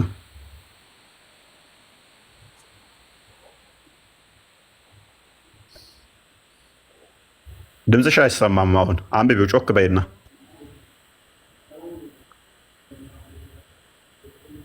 እባክሽ አይሰማም። ድምፅሽን ከፍ አድርጊው። እሺ አይዞሽ፣ ከፍ አድርጊው ድምፅሽን። አይሰማም? ይሰማል። አንብቢው። እሺ። ልጅም አይቶ በእርሱ የሚያምን ሁሉ የዘላለም ሕይወት እንዲያገኝ አባቴ ፈቃድ ይህ ነው፣ እኔም በመጨረሻ ቀን አስነሳዋለሁ። ከምንድን ነው የሚያስነሳው? እሺ የአባቱ ፍቃድ ልጅን አይቶ አስነሳለሁ አለ። ነቢያቶች በሙሉ እኮ በመጨረሻ ቀን ይነሳሉ። ሲነሱ እነሱ የሚከተል እነሳለሁ አይደለም የሚለው። እባክሽ ማዘር እባክዎት ተንቅልፍ አይደለም ከእንቅልፍ እያለች ነው ማማዬ። ኤንዌስ ልጅንም አይቶ በእርሱ የሚያምን ሁሉ የዘላለም ሕይወትን እንዲያገኝ የአባቴ ፍቃድ ይህ ነው አለ። ክርስቶስ ምን አለ? የኔም ፍቃድ አይደለም ማደርገው የአባቴን ፍቃድ ነው አለ። የአባቴ ፍቃድ ደግሞ ምንድን ነው አለ? በእኔ እንድታምኑ እኔም በመጨረሻ ቀን እንደማስነሳችሁ ነው አለ። ከመቃብር የሚያስነሳው ማን ነው? እሱ ነው። በእኔ እንድታምኑ ያለህ እኮ ማይክ ያዥ አትረብሺ ማዘር። ተልኮ መምጣቱን ነው እኮ በቃ በእኔ ህይወት ማዘር አይረብሹ። ከመቃብር ማንኛውም ሰው የሚያስነሳ በመጨረሻ ቀን ነቢያት ናቸው ከመቃብር የሚያስነሱት በእስልምና። እኔ በመጨረሻው ቀን አስነሳዋለሁ። በመጨረሻው ቀን ከመቃብር የሚያስነሳ ነቢያት ሆይ ናቸው። ኧረ ተው ማዘር 16-15 ክፈችልኝ ዮሐንስ ወንጌልን። አዎ በደንብ ሳቂ። ከስር በደንብ ይማሩብሻል ማዘር። 16-15 17-10 ወይንም አንብቤልኝ ማዘር፣ ይሄን ክፍል አንብቤልኝ።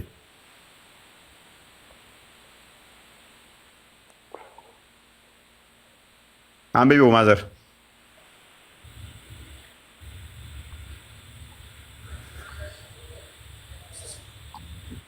እባክዎትን እየጠበቅኩት ነው። አንብቡት።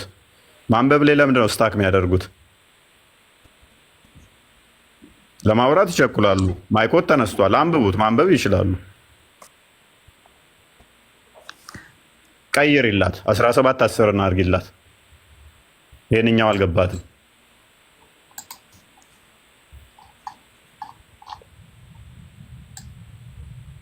አንብቢ አሁን።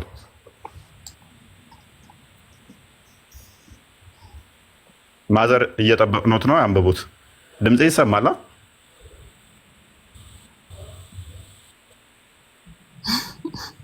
ስታክ ይቅራበል። ከ1 ሰዓት በኋላ ከ2 ሰዓት በኋላ። ስለዚህ ምንድነው እሱ እህታችን አሁን ሞልተው ይላኳትን ነው። ሞልተው አንድ ጥቅስ ሊላኳት፣ ከዛ ወዲያ እኛም መስማትም አትፈልግም። ሴጣን ደግሞ በጣም ይጫወትባቸዋል በዚሁ ልክ። ምን አለ ክርስቶስ? የኔ የሆነ ሁሉ ያንተ ነው፣ ያንተውም የኔ ነው አለ። የአብ የሆነ ሁሉ የማን ነው? የወልድ ነው። ስለዚህ የአብ ፍቃድ ሁሉ የማን ነው? የወልድ ፍቃድ ነው። ምክንያቱም የኔ የሆነ ሁሉ ያንተ ነው፣ ያንተ የሆነ ሁሉ የኔ ነው። የትኛውም ነብይ ሊል አይችልም። የፈጣሪ የሆነ ሁሉ የፍጡር ነው፣ የፍጡር የሆነ ሁሉ የፈጣሪ ነው። ማንም ሊል አይችልም። እኔ ብድግ ብያውን የአላህ የሆነ ሁሉ እንደ እስልምና ሙሐመድ የአላህ የሆነ ሁሉ የኔ ነው፣ የአላህ የሆነ ሁሉ የኔ ነው፣ የኔ የሆነ ሁሉ የአላህ ነው ሊል አይችልም። ፍጡር ይህንን ስለማይል የአላህ ፍቃድ ሁሉ የኔ ፍቃድ ነው፣ የኔ ፍቃድ ሁሉ የአላህ ፍቃድ ነው ሊል አይችልም አንድ ፍጡር ተነስቶ። ስለዚህ ቅድም ማማዬ በደንብ አስረድታሻለች። ስለምን እየተናገረ ነው? ከአብ የተለየ ፍቃድ ወይንም ከአብ የተለየ ነገር አላደርግም ነው። ቁጥር 19 ላይ ስለተናገረው ያየሁትን አደርጋለሁ አለ፣ እንደሰማው ፈርዳለሁ አለ፣ ፍርዴም ቅን ነው አለ።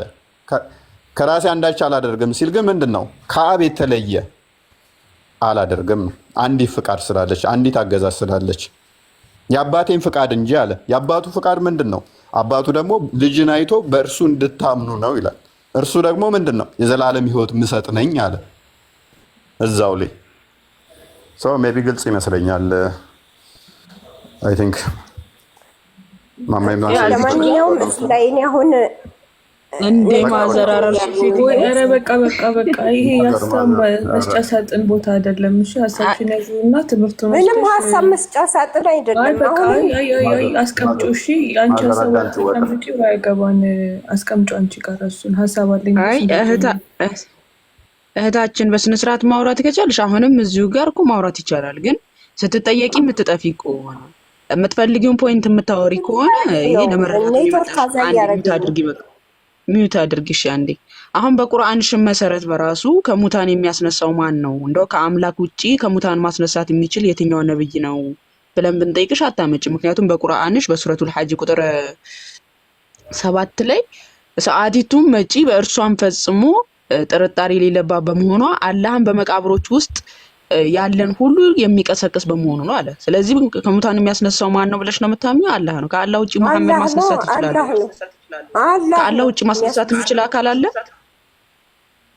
የለም። ኢየሱስን ያስነሳለሁ እያለ ነው። ከአምላክ ውጪ ማስነሳት የማይችል ከሆነ ኢየሱስ ተአምር ነው የተሰጠው። ኢየሱስ ተአምር ለነቢያቶች ሁሉ ተአምር ተሰጥተዋል። የትኛው ነብይ? እስቲ ከሙታን መቀስቀስ ማለት የትንሣኤ ቀን ከሙታን የሚቀሰቅስ ነብይ እስቲ ተአምር ሆኖ የተሰጠውን አሳይን። እስቲ ማስረጃ አምጪ። የትንሣኤ ቀን ከሙታን የሚቀሰቅስ ከመቃብር የሚቀሰቅስ አንድ ነብይ ተአምር ተደርጎ የተሰጠውን አሳይን እስቲ ማስረጃ። ለምን አንድ ነብያቶች አያስነሱም? አላህ ነው የሚያስነሳው። በእኛ እኮ ኢየሱስ እኔ የትንሣኤ ቀን እና ማዘር ይብቃ በቃ አይሻልም? ሜቢ ይብቃዎት ማዘር፣ ሌላ ቀን እንገናኝ። እናመሰግናለን። ሩሂ መቀጠል ትችላለህ። እሺ ድምጼ ይሰማል? ይሰማል። እሺ አመሰግናለሁ። በመጀመሪያ ከሴትዮዋ ጋር እያወራችሁ ያሉትን ሰምቻለሁ። ከዛ የተረዳሁት አንድ ነገር ምን አለ መሰላችሁ? እሷ አንድ አንቀጽ ይዛ መጣች። ያንን ሎጂካል በሆነ መንገድ ያው አውዱን ምናምን ነው ማማዬ እንዳደረገችው በዛ መንገድ አስረድታችኋት ያለንን ሪስፔክት አደርጋለሁ። በተቻለ መጠን በማውቀው ደረጃ ከላይ የተነሱትን ስለ አላህ ምናምን ለመመለስ ሞክራለሁ። ግን አንድ ፖይንት እንድትይዙልኝ የምፈልገው ምንድነው፣ ልክ ኢስላም ላይ የሆነች አንቀጽ የሆነ እንደዚህ ነገር በኢስላም ይፈቀዳል እንደዚህ ምናምን፣ ለምሳሌ የሊጡን ታስታውሳለህ? ልክ የሆነ በዛ ነገር ላይ ባክግራውንድ ሪሰርች ብንሰራ ምኑ ስለ በኢስላም ሊጥ መገናኘት ይቻላል ምናምን ብለህ ኢብኑል ቀይም ምናምን አምጥተህ ይሄ ሰዎች ሀሳብ ነው ከታች ወረድ ብለው እሳቸው ይሄ ግን እኔ እንደማይቻል ለማመን ነው ያሉትን የሆነ አትሊስት ሀሳቤን ስገልጽልክ የሆነችን ነገር ቆርጦ ከማምጣት ልክ አንድ ነገር ይቅርታ ጨርሳ እንዴ ቆይ እሱ ሌላ ጉዳይ ነው። ምክንያቱም አይ እንትን ነው የሆነ ነገሮችን ስንረዳ ዋይድ እናርጋው። ለምሳሌ አሁን ወደ ጣዖት አምልኮ ልምጣልክ፣ ወደ ጣዖት አምልኮ ቅድም ወደ አነሳኸው ልምጣልክ። እሺ በአረቦች ዘመን ይሄ ጣዖትን እነ ላት እና ዑዛን ምናምን ያመልኩ ነበረ ምናምን የሚለውን ሀሳብ አንስተሃል። አረቦቹ በመሀይማን ዘመን የነበሩ ጠዋፍ ሲያደርጉ ጠጠር ሲወረውሩ ምናምን የሚሉ ሀሳቦችን አንስተህ ነበረ። ይሄ ሀሳቡ መነሻው ምንድን ነው የሚለውን ማየት ያስፈልጋል ብለህ ከዛ አኳያ ነው አውዱን ሰፋ አድርገን ስንመለከተው ነቢያችን ሰለላሁ ዐለይሂ ወሰለም ከመላካቸው በስተፊት በአረቡ ማህበረሰብ ላይ ይሄ ሽርክ ወይም የጣዖት አምልኮ የሚባሉ ከመግባቱ በፊት አንድ ንጉስ ነበረ። አምር ኢብኑ ሉሐይ አልቆዛዒ የሚባል መሪ ነበረ። ይህ ግለሰብ ይታመምና ወደ ሻም ሀገር ይሄዳል። ምን አልከኝ? ቀጥል፣ ታሪኩን ስለማውቀው ቀጥል። ኦኬ ቴንክ ዩ። ስለዚህ አምር ኢብኑ ሉሐይ አልቆዛዒ የሚባለው ግለሰብ ከሻም ሀገር ላይ ጣዖት ሲመለክ አየና እነዛ ነገሮች ተመችተውት ደስ ብለውት ወደ አረቡ ማህበረሰብ ይዞ መጥቶ እነዛ ሰዎች ነብያችን በሐዲሳቸው እንደተናገሩት መጀመሪያ ላይ የኢብራሂም አለይሂ ሰላም በቃያ ሚን ዲን ኢብራሂም ከኢብራሂም ሃይማኖት የሱን ቅሪት የተወሰነ ትውፊት ይዘው የሚያመልኩ ሰዎች ነበሩ። አምልኳቸው ግን ይሄ አምር ኢብኑ ሉሐይ አልቆዛዒ የሚባለው ግለሰብ ጣዖት አምልኮን ይዞ እምነቱን ከቀለቀለባቸው በኋላ የሚያመልኩት የሚፈጽሙት የነበረው በትክክለኛው በእምነቱ መሰረት በአብርሃም መንገድ ላይ የነበረ አይደለም። ለምሳሌ እርቃናቸውን ጠዋፍ ያደርጋሉ። ያኒ ካዕባን በሚዞሩበት ሰዓት ተግባሩ ጠዋፍ ይባላል እና ያንን ተግባር ሲፈጽሙ እነዛ ሰዎች መነሻ ሐሳባቸው ምንድን ነበረ?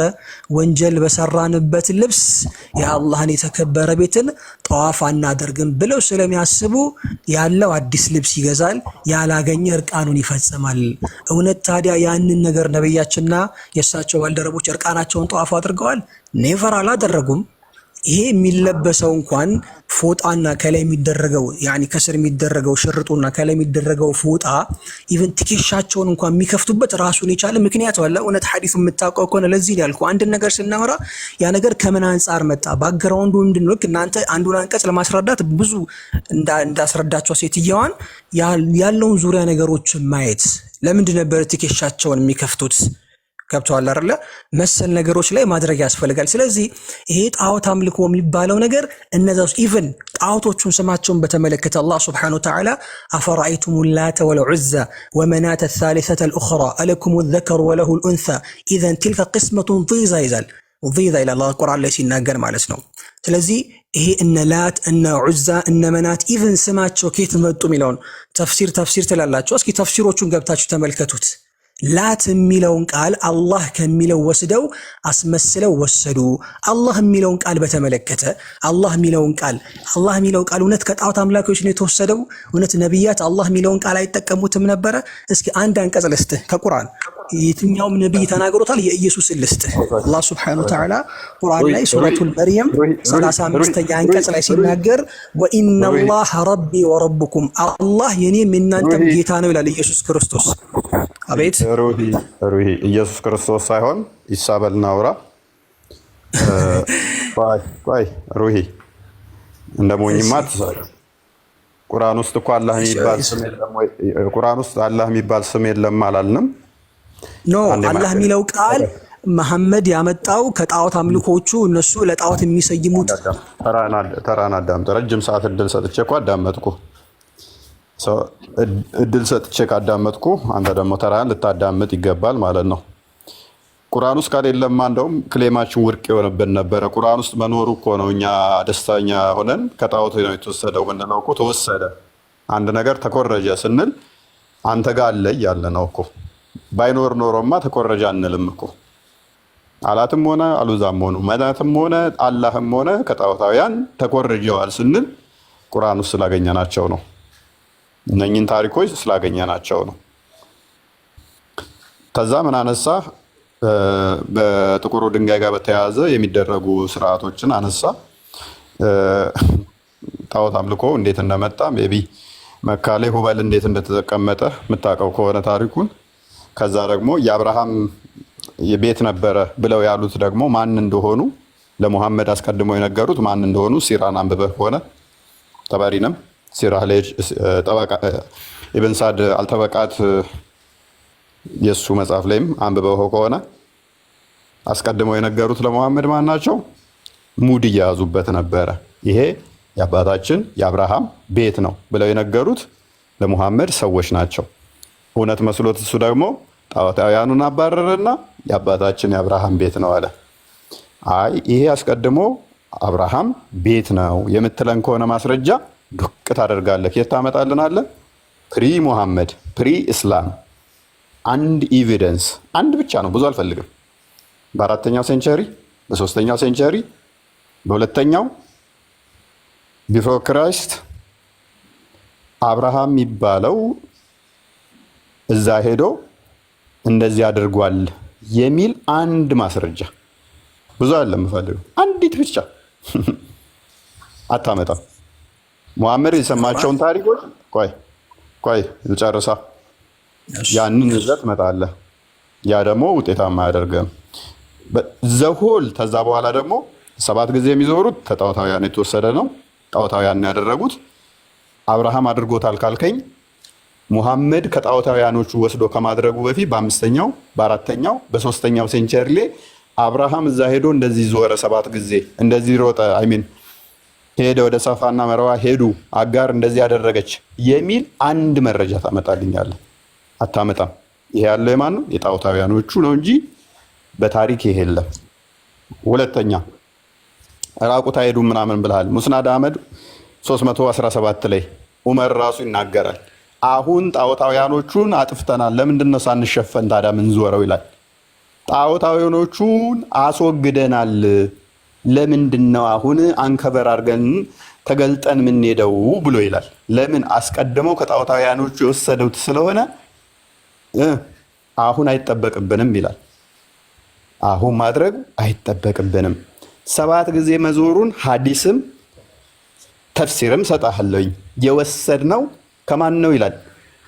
ከጣዖታውያኖቹ የወሰድነው የሚል እኔ ማስረጃ ሰጣለሁ። አንተ ግን ቅድሚያ ከአብርሃም ነው የሚል ሙሐመድ ይህንን ከመናገሩ በፊት አንድ ኤቪደንስ ብቻ በአራተኛው ወይም በአምስተኛው ወይም በሶስተኛው ወይም በሁለተኛው ሴንቸሪ ላይ አንድ የታሪክ መረጃ ከፍተህ ታሳየናለህ። ወሬ ብዙም አልፈልግም፣ ማስረጃ ነው። እኔም ቀጣይ ላይ ማስረጃ እኔም ከፍታለሁ፣ አንተም ትከፍታለህ። መክፈት ማችል ከሆነ ጥቅሱን ለእውነት ትነግራታለህ፣ እውነት ትከፍታለች። እኔም እንደዛ ቀጥላለሁ፣ አንተም እንደዛ ትቀጥላለህ። እቀጥል። ያ ማስረጃውን ቅድሚያ ትከፍትና ማስረጃው ላይ ታወራለህ። እሺ፣ የምጠቀመው አንድ ስልክ ነው። ምናልባት ካወቅከው ትጠቅስልኝ ልታወጣልኝ ትችላለህ። የመጀመሪያው ስለ ቤቱ ነው አይደል የጠየቀኝ? ጥቅሱን ንገራትና እዚህ ቦታ ላይ ብለህ ጥቅሱን ንገራት፣ ጥቅሱን ክፈችለት። እውነት አላህ ሲናገር ኢነ አወለ በይቲን ውዲዐ ሊናሲ ለለዚ ቢበከተ ሙባረከን ወሁደን ሊልዓለሚን ይላል። ምናልባት ምዕራፉና አንቀጹን አላስታውሰውም፣ ካስታውሳችሁ ታወጡታላችሁ። የመጀመሪያው ቤት ያ በመካ ያለው ለሰዎች ለአምልኮ የተደረገላቸው ያ የካዕባ ቤት ነው ይላል። ምን ላይ ነው ያለው? ቁርአን ላይ ነው። አንቀጹን ስላላስታውስኩት ነው የምጠቀመው። አንድ ስልክ ነው። ቆይ ቁርአን መቼ ነው የወረደው? ቁርአን መቼ ነው የተጻፈው? ቁርአን በማለት ነው የወረደው? በነብዩ ዘመን። እኔ ጠየቅኩ መረጃ መቼ ነው? እነዛ መጽሐፍት እኮ እጃችን ላይ የሉም። ምን ሆነህ ነው አንተ? አላህ ሱብሓነሁ ወተዓላ ቁርአንን ያለፈውን ታሪክ ይነግረናል፣ ወደፊት የሚመጣውን ይነግረናል። ስለዚህ ሩሂ ሆልዶን የትኞቹ መጽሐፍቶች ናቸው የሌሉት? ለምሳሌ ተውራት የለም፣ ኢንጂል የለም፣ ዘቡር የለም። መቼ ነው የጠፋው? ነቢያችን ከመላካቸው በፊት። ቴንኪው። ነቢያችን ከመላካችን በፊት ተውራት፣ ዘቡር፣ ኢንጂል ጠፍቷል ብሏል። ሱናን አቢ ዳውድ 44 49 ክፈችልኝ። ነቢያችን ከመላኩ በፊት ነው የጠፉት ብሎናል። ሱናን አቢ ዳውድ 44 49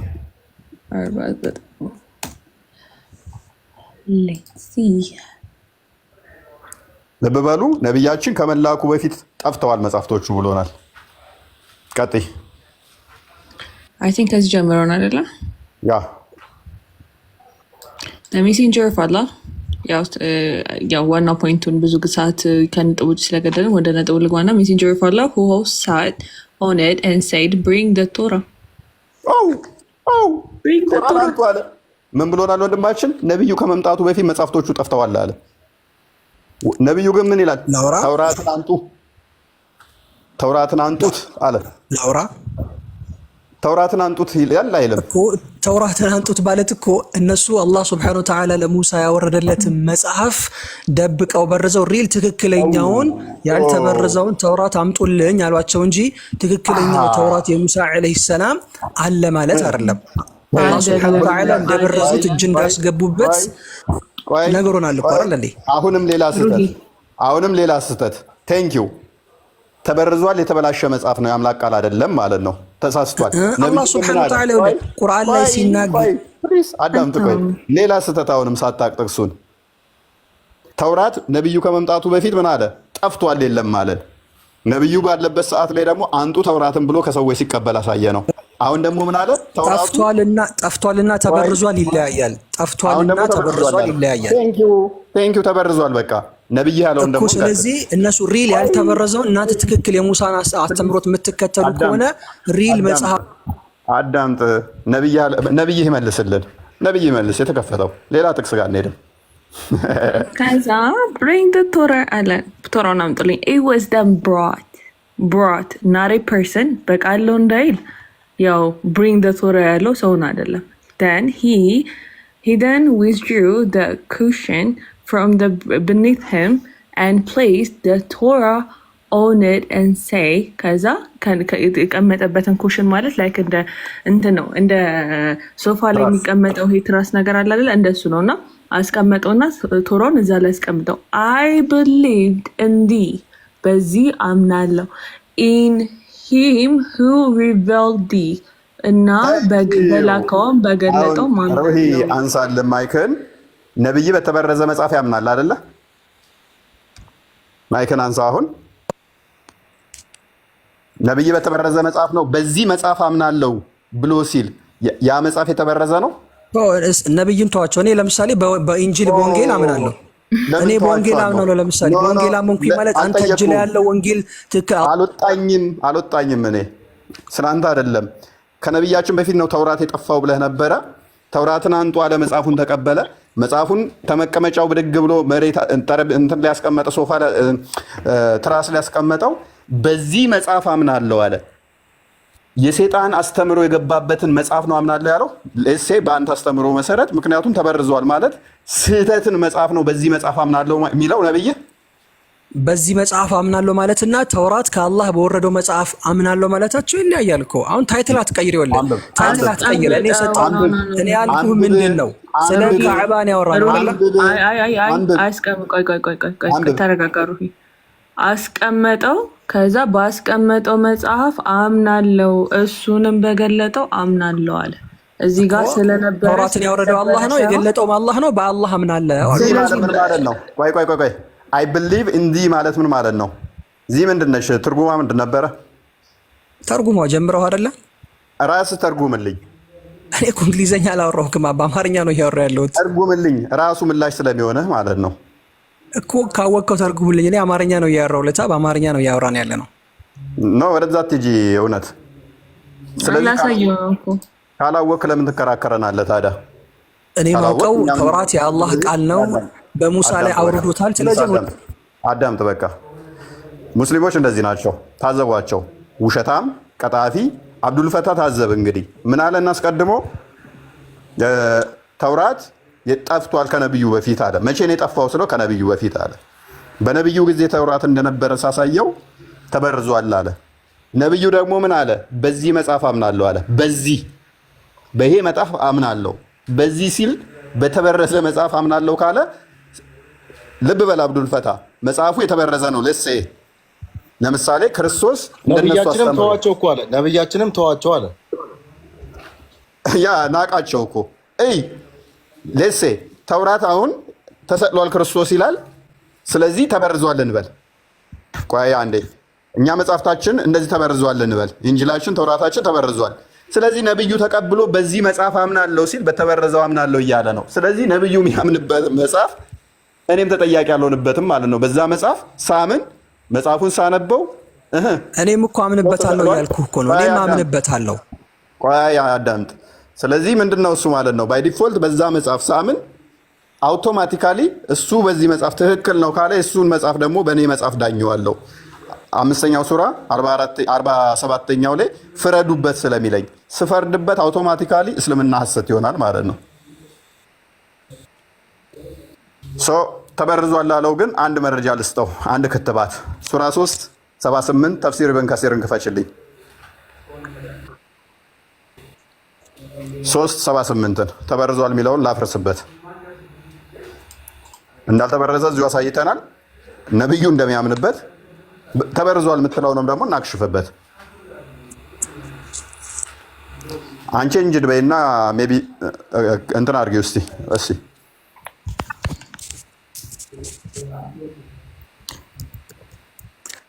ከርዕስ ለምን ትወጣለህ? አሁን የጀመርነው ርዕስ ለምን አንመልስ? አይ መቼም አልወጣ። አንተና ማምለጫ የምታገኝ መስሎ ወጥመድ ውስጥ ገባ አይደለማ። በቀደሙ መጽሐፍት አልከኝ እየገለጽኩልህ ነው አይደል እንዴ? መጽሐፍ የተወሳውን ነገር አዳምጥ። ሳታውቂው የሆነ ነገር ወርሮ መውጣት እኔ ጋር አይቻልም። አንብቢው እሱን ፓርት። እሺ Wahab bin Munabi said the Torah and the Injil remained as Allah revealed them.